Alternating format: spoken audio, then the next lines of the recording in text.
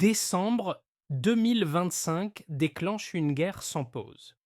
En moins de 30 jours, plus de 40 opérations coordonnées serrent le tempo, reviennent sur les mêmes zones et installent une moyenne d'une intervention toutes les 17 heures pour priver les groupes armés de temps, d'espace et d'initiative.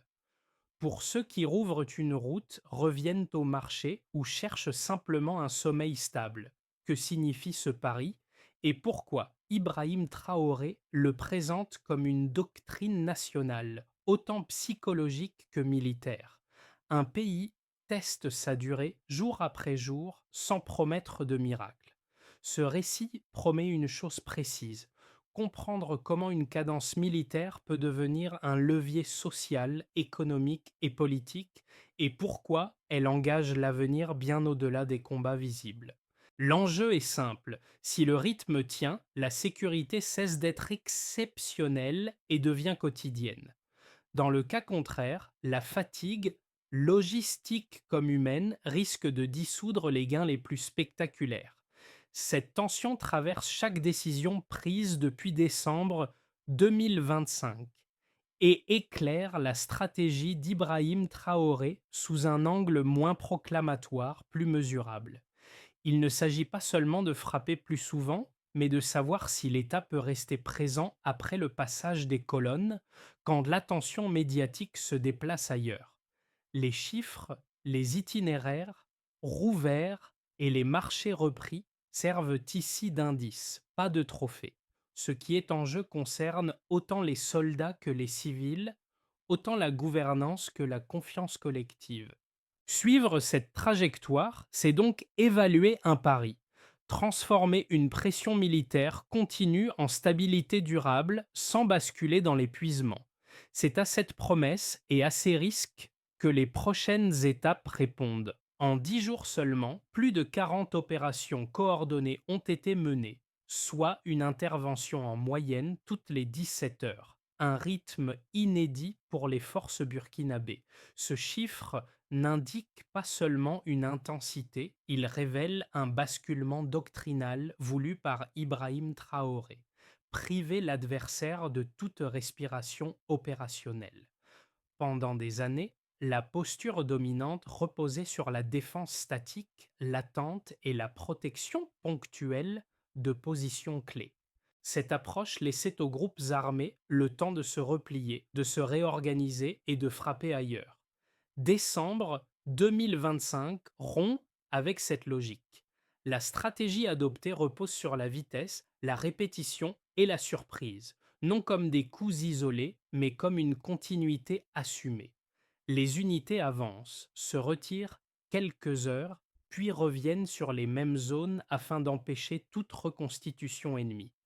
Les forêts, longtemps perçues comme des refuges, deviennent des espaces de traque. Les corridors frontaliers, autrefois des lignes de fuite, se ferment progressivement.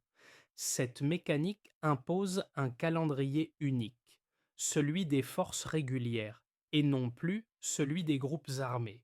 Ce changement n'est pas seulement tactique, il redéfinit la notion même de sécurité pour les populations. La présence ne se limite plus à une intervention ponctuelle, elle devient persistante. Routes rouvertes, marchés moins silencieux, convois humanitaires accompagnant parfois les patrouilles. Ces signes, encore fragiles, indiquent une modification du rapport au territoire. Dans cette séquence, Ibrahim Traoré insiste sur une idée centrale: la guerre n'est pas un événement, mais un rythme. Chaque opération prépare la suivante. Chaque mouvement vise à réduire le temps de repos de l'adversaire. L'objectif n'est pas la victoire symbolique, mais l'érosion progressive de la peur. Ce contexte éclaire la portée réelle de décembre 2025. Il ne s'agit pas d'un mois de combats intenses, mais d'un laboratoire stratégique où s'expérimente une autre manière de durer. Reste une question ouverte: cette cadence peut-elle être soutenue sans transformer l'endurance en usure? Sur le terrain, la nouvelle stratégie prend un visage précis, souvent anonyme, celui des volontaires locaux, qui ouvre la voie aux unités régulières. Dans l'est du pays, ces guides civils connaissent les pistes, les points d'eau, les zones minées ou abandonnées. Leur rôle n'est pas spectaculaire, mais décisif. Sans eux, la carte reste théorique, avec eux, le territoire redevient lisible. Dans un village repris à plusieurs reprises en l'espace de 2 semaines, un sous-officier résume l'état d'esprit dominant. Il ne s'agit plus de défendre un point fixe, mais de maintenir une idée, celle d'un lieu qui continue d'exister. Cette logique explique la répétition volontaire des passages. Revenir, repartir, puis revenir encore empêche le vide sécuritaire de s'installer après le départ des colonnes. Pour les habitants, l'effet est immédiat mais discret. Le bruit des moteurs, longtemps associé à la peur, devient progressivement un signal de protection. Des marchés rouvrent avant la fin du mois. Des axes secondaires, abandonnés depuis des années, voient à nouveau circuler des véhicules civils. L'État n'apparaît plus comme un visiteur ponctuel, mais comme une présence récurrente. Cette perception constitue l'un des premiers gains de la doctrine portée par Ibrahim Traoré. La continuité agit ici comme une arme psychologique. Elle modifie les attentes autant chez les populations que chez les groupes armés, désormais contraints de supposer un retour rapide des forces régulières. L'impact précoce reste fragile. Il dépend d'une coordination étroite entre unité volontaire et commandement central. Mais il révèle déjà un déplacement du centre de gravité. La sécurité ne repose plus sur un événement exceptionnel. Elle s'inscrit dans la durée quotidienne. En clair, quand la présence devient prévisible, la peur cesse de structurer la vie. Le basculement commence par une décision simple, ne plus attendre. Début décembre 2025, les forces burkinabées passent d'une logique de réaction à une logique d'initiative continue. Les premières opérations visent les zones boisées du centre-est, longtemps utilisées comme refuge temporaire. L'objectif n'est pas l'occupation définitive, mais la perturbation immédiate. Frapper, observer, se retirer, puis revenir. Très vite, la cadence s'accélère. À l'aube, des colonnes motorisées quittent simultanément Kaya, Tenkodogo et Fada pour converger vers plusieurs points sensibles.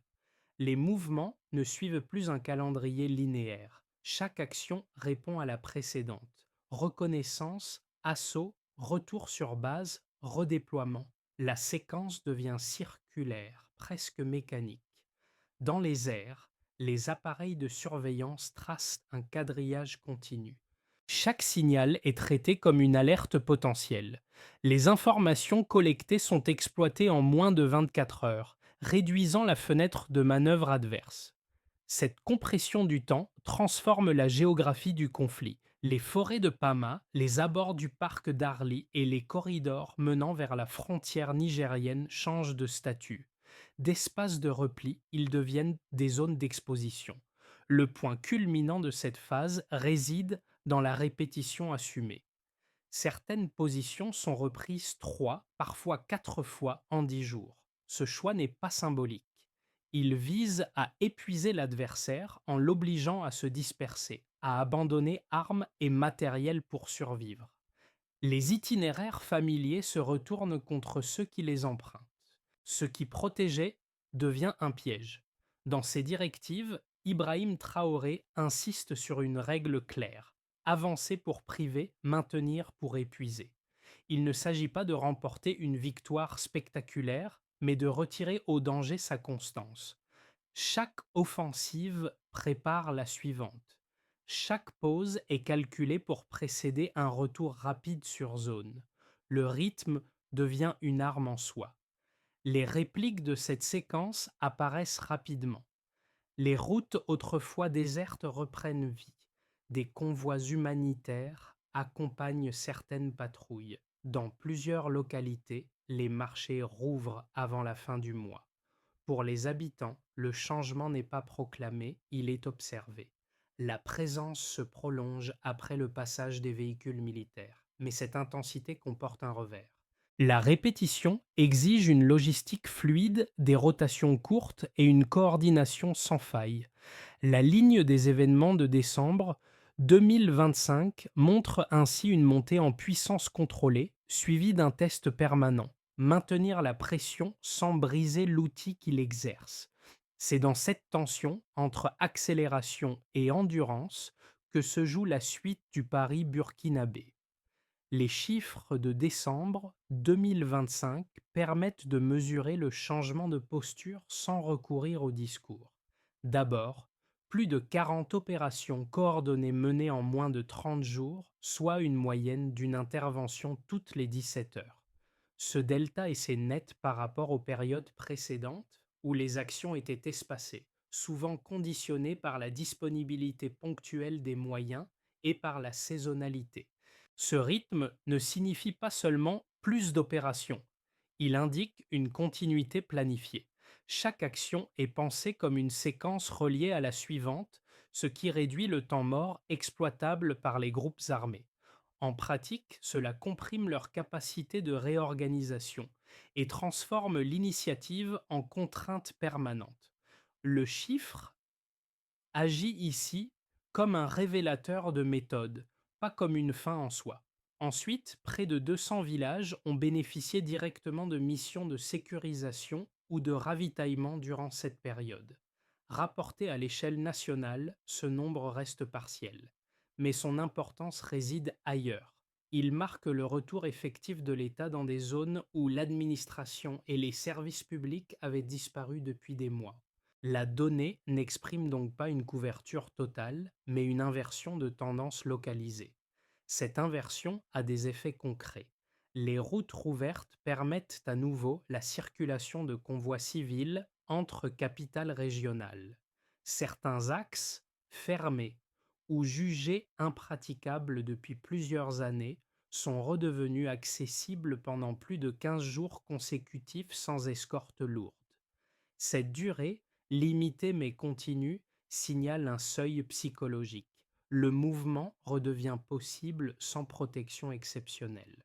Enfin, les forces aériennes ont réalisé près de 80 missions de surveillance et d'appui en coordination directe avec les troupes au sol. La valeur de ce chiffre tient à sa synchronisation. Les objectifs sont définis à partir d'informations collectées moins de 24 heures auparavant, ce qui réduit les marges d'erreur et renforce la cohérence interarmes. Le ciel et le sol partagent désormais la même horloge. À ces données opérationnelles s'ajoute un signal humain mesurable. Les désertions, fréquentes les années précédentes, ont chuté d'environ 60% sur la période. Cette baisse ne traduit pas une absence de fatigue, mais un moral stabilisé par une logistique plus prévisible et des rotations mieux anticipées. Tenir dans ce cadre signifie prévoir le repos avant l'épuisement, un point régulièrement souligné par Ibrahim Traoré dans ses orientations. Pris ensemble, ces chiffres dessinent une trajectoire. Ils montrent un passage d'une défense de position à une défense de mouvement soutenue par des flux logistiques plus courts et par une coordination accrue. Ils ne garantissent que pas une victoire durable, mais attestent d'une capacité nouvelle, celle de maintenir l'effort sans rupture immédiate. La preuve quantitative n'annonce donc pas un aboutissement, elle indique un seuil franchi. Reste à savoir si cette constance mesurée peut devenir une norme soutenable ou si elle marquera simplement un pic difficile à prolonger. Face à l'intensité de décembre 2025, deux lectures opposées se sont rapidement imposées parmi les observateurs. La première soutient que la pression permanente constitue un tournant stratégique. En imposant le rythme, le Burkina Faso retire aux groupes armés leur principal avantage, le temps. Selon cette approche, l'action continue désorganise plus sûrement que toute défense statique. Chaque retour de patrouille devient une alerte pour l'adversaire. Chaque déplacement l'expose.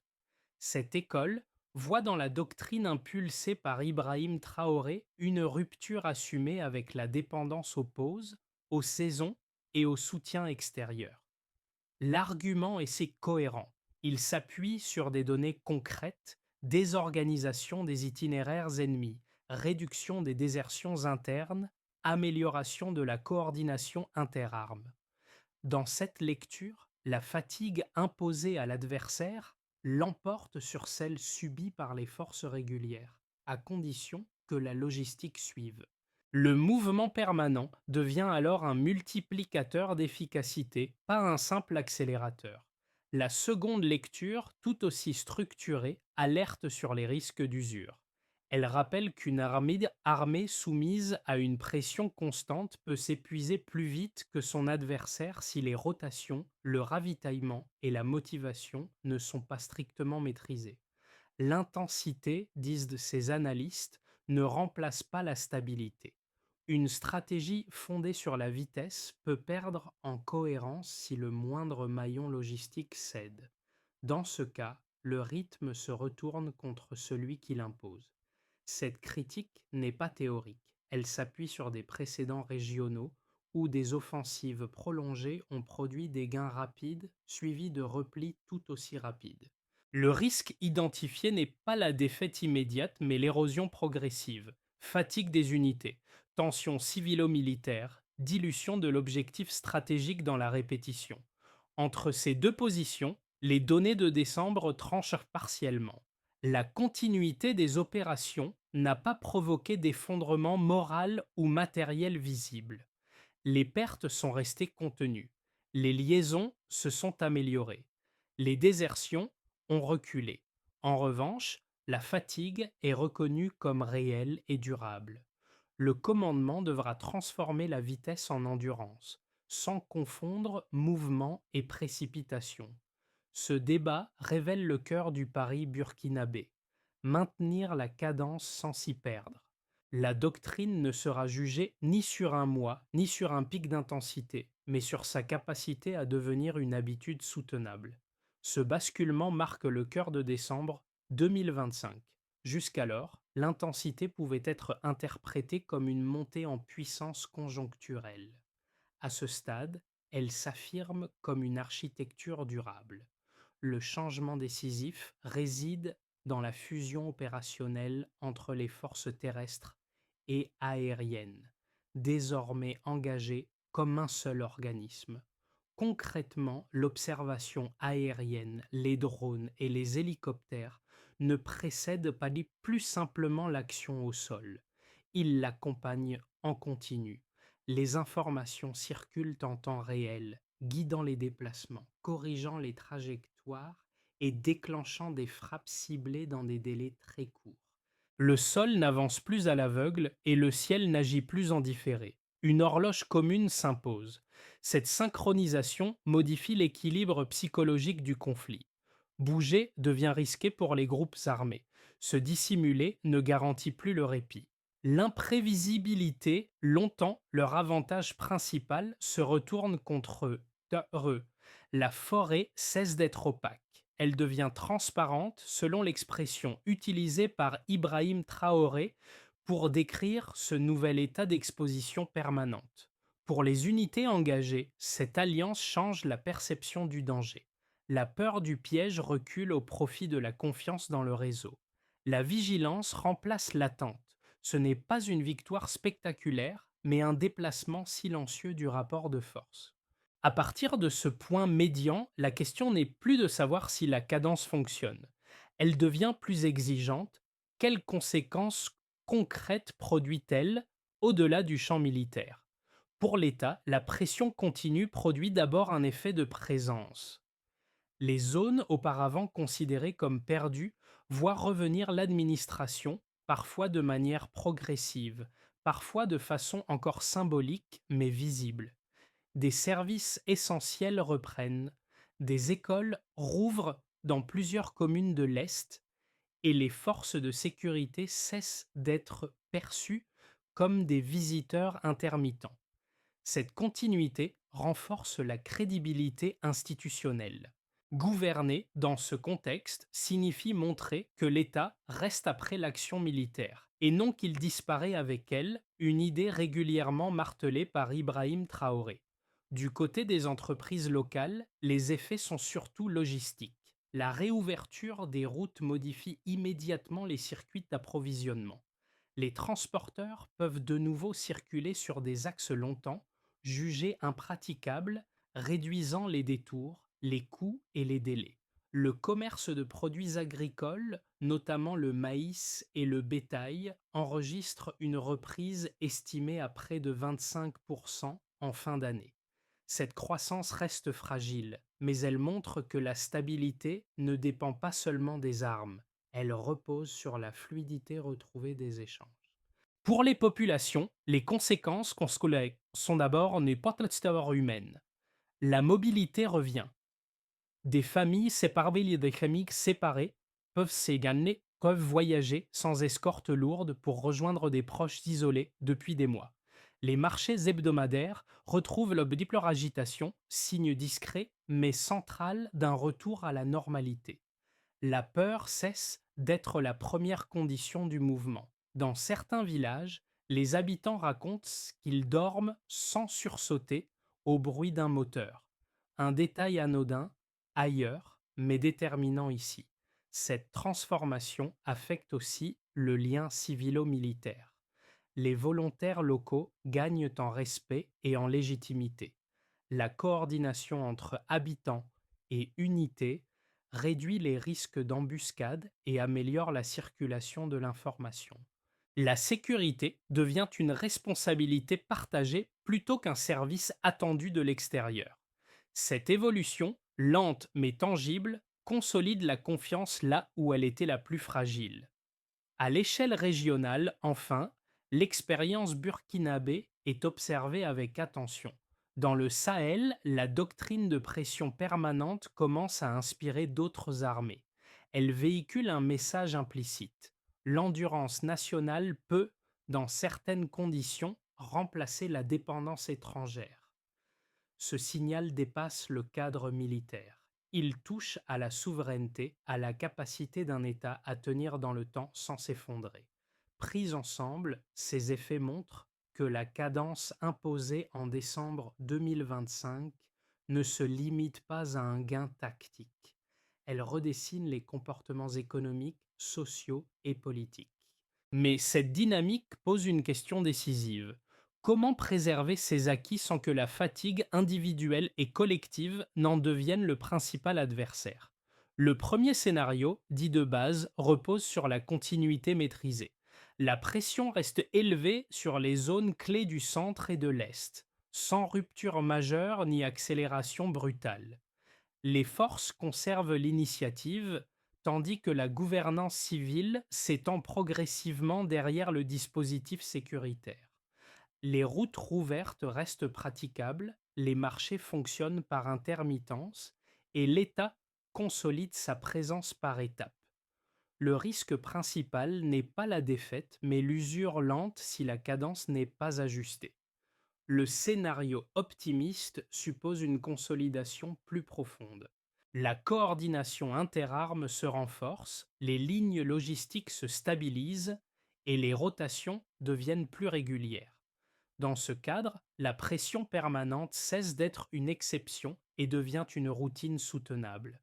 Les anciens sanctuaires se transforment en espaces sécurisés propices à la reconstruction locale. L'économie rurale reprend de l'ampleur, les services publics s'installent durablement et la confiance institutionnelle progresse. Cette trajectoire permettrait à Ibrahim Traoré de présenter non une victoire spectaculaire, mais une normalisation progressive du territoire. Le scénario pessimiste s'appuie sur un facteur unique, la fatigue. Si la cadence imposée en décembre ne peut être maintenue, la moindre faille logistique ou humaine devient exploitable. Les groupes armés regagnent du terrain par touche, multiplient les attaques sporadiques et réinstallent l'incertitude. Les routes se referment partiellement, la peur revient par cycle et les acquis économiques s'érodent. Le danger ici n'est pas l'effondrement brutal, mais la réversibilité silencieuse des progrès. Entre ces futurs possibles, une règle s'impose. La constance vaut mieux que la gloire. Une stratégie fondée sur le rythme exige des ajustements permanents, pas des pics d'intensité. Si la pression est maintenue sans adaptation, elle devient contre-productive. Si elle était comme modulée sans renoncer à l'initiative, elle peut structurer un équilibre durable. La question clé n'est donc pas de choisir entre vitesse et pause. Elle consiste à savoir quand ralentir sans perdre l'avantage et quand accélérer sans s'épuiser. C'est dans cette gestion fine du tempo que se jouera la trajectoire réelle des mois à venir. Pour une première catégorie de citoyens, ceux qui vivent dans les zones récemment sécurisées, l'enjeu est immédiat et concret. La question n'est pas idéologique, elle est quotidienne.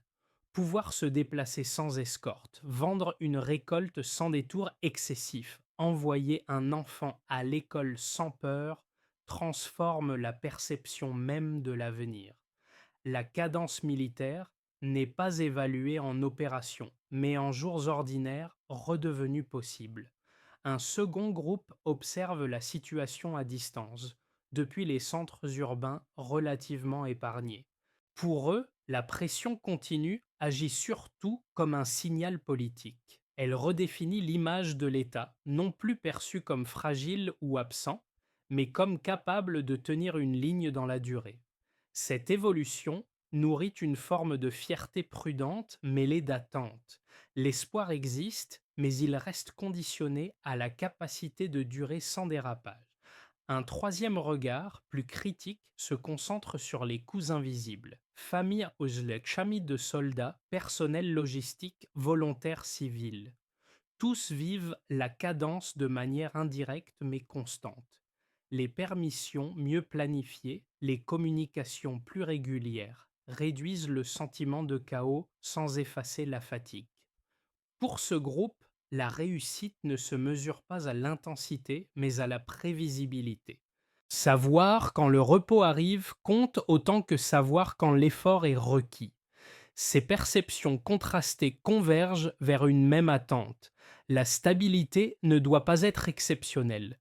Elle doit devenir ennuyeuse, presque banale. La pression permanente n'est acceptable que si elle produit à terme une normalité partagée. Dans le cas contraire, elle risque de créer une fracture entre ceux qui tiennent le rythme et ceux qui le subissent. Ce moment du récit invite chacun à se situer, non pas pour juger une stratégie, mais pour mesurer ce qu'elle exige de la société entière. La sécurité n'est plus un spectacle lointain. Elle s'invite dans les routines, les choix et les renoncements de tous. Pour transformer l'élan de décembre 2025 en stabilité durable, plusieurs priorités structurent désormais l'action publique. La première concerne la rotation des unités. L'objectif n'est pas de réduire l'intensité, mais de mieux la répartir. Relever plus fréquemment les forces engagées permet d'éviter l'usure silencieuse et de préserver la cohésion sur le long terme. La constance de l'effort prime ici sur sa brutalité, un principe régulièrement rappelé par Ibrahim Traoré. La deuxième priorité touche à la logistique. Les routes rouvertes doivent être consolidées par des dépôts régionaux et des points de ravitaillement avancés. Une armée rapide ne vaut que si elle peut se nourrir, communiquer et réparer sans rupture. Cette infrastructure discrète conditionne la capacité à maintenir le tempo sans dépendre d'urgences permanentes. Vient ensuite l'intégration civile. Dans les zones stabilisées, le retour de l'administration locale n'est pas accessoire. Il traduit chaque avancée militaire en service rendu. Écoles, centres de santé, documents administratifs, ces signaux civils ancrent la sécurité dans le quotidien et empêche le vide de se reformer après le passage des forces. Un quatrième axe concerne la lutte informationnelle. Des unités dédiées à la vérification et à la pédagogie numérique visent à contenir les rumeurs et les narratifs adverses. Protéger les routes de la parole devient aussi important que sécuriser celles du transport. La confiance se défend autant par la clarté que par la force. Enfin, la coopération régionale complète ce dispositif. La coordination frontalière avec le Niger et le Mali vise à limiter les replis au-delà des frontières. L'enjeu n'est pas l'uniformité des stratégies, mais la continuité de la pression. Cette feuille de route ne promet pas la paix immédiate. Elle propose une discipline collective fondée sur la répétition maîtrisée afin que le rythme reste un outil et non une contrainte subie. Au fil des semaines, un même motif revient dans les récits venus du terrain, le silence retrouvé. Non pas celui de l'abandon, mais celui du repos. Dans les villages du centre-est, les soirées ne sont plus rythmées par l'attente d'un danger imminent. Autour des feux, soldats, volontaires et familles partagent un temps suspendu, fragile mais réel. Ce changement ne porte ni triomphe ni célébration. Il se manifeste dans des gestes simples. Dormir sans sursauter au bruit d'un moteur. Voyager sans anticiper l'embuscade. Reprendre un chemin familier sans escorte lourde. Ces détails, insignifiants ailleurs, prennent ici une valeur centrale. Ils traduisent une reconquête progressive de la normalité. Ibrahim Traoré a souvent résumé cette philosophie par une formule sobre: défendre la possibilité de vivre sans crainte. Elle ne promet pas la paix immédiate, elle reconnaît la fatigue, l'effort et l'incertitude. Mais elle affirme une chose essentielle: le courage n'est pas l'absence de peur, il est sa maîtrise collective.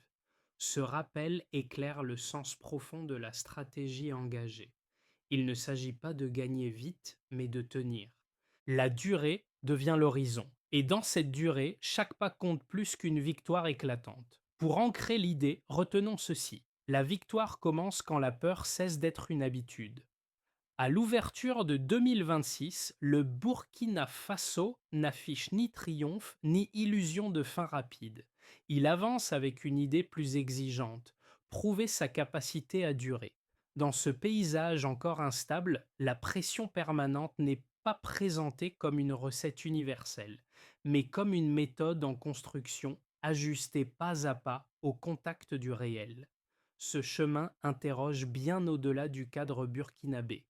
Il pose une question plus large sur la manière dont un État affronte une menace prolongée sans sacrifier sa cohésion interne. Jusqu'où peut-on soutenir l'effort sans épuiser la société qui le porte? Comment transformer la résistance en avenir partagé et non en tension permanente? Dans les discours récents, Ibrahim Traoré parle moins d'ennemis que de responsabilité collective. La sécurité n'est plus décrite comme un service rendu d'en haut, mais comme un engagement distribué où chaque acteur compte. Cette vision ne promet pas la facilité. Elle propose une trajectoire. Le débat reste ouvert. La cadence peut-elle rester un outil maîtrisé? La constance peut-elle l'emporter sur l'usure? À ce stade, une seule certitude s'impose. Ici, la paix ne se signera pas en un instant. Elle se construira dans la répétition des gestes, la protection des routes et la confiance lentement reconstruite.